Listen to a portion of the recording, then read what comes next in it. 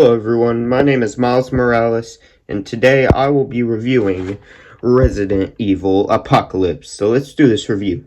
We're gonna start off where a bunch of black SUVs are driving in suburbs, and then the movie doesn't tell you this, but the truck driver that crashes into one of the black SUVs is infected by a zombie. So yeah, just like Resident Evil 2. That was bad wording I just did. Then we get introduced to Jill, who is finally someone from the actual video game.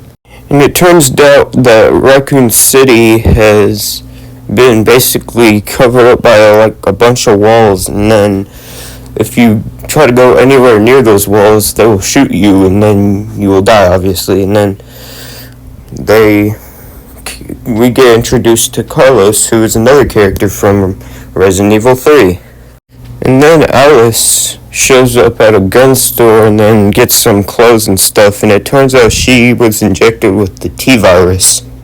Anyway, so Jill and the people she was working with end up in a church where a preacher is feeding a zombie someone, and then things get messed up, I guess you could say, and then the zombie eats the preacher. What is this, you may ask? Okay, that was terrible, but anyway, so Alice gets to the church, and then she, takes out all the liquors that were in that church, and then they head out of there. And then Jill and Alice talk about stuff, and Alice talks about how she has the T-virus and all that. Anyway, so they all go into a school looking for that little girl that was in that SUV at the beginning of the movie. So the news reporter they were with gets eaten by a bunch of zombies. Jill is able to find the little girl, and then Nikolai sacrifices himself, even though that is unlike the character from the game.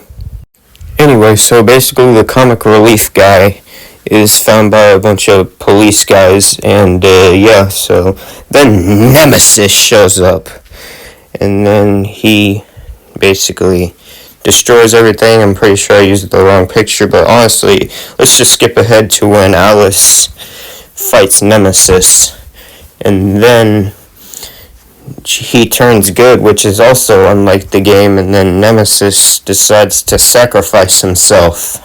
Anyway, Alice and the little girl and Jill and all of them, they all get onto a helicopter, and then the helicopter crashes, and then Umbrella finds Alice, and they think she lost her memory, but it turns out she didn't, and she remembers everything, and then she beats the ever-living crap out of them.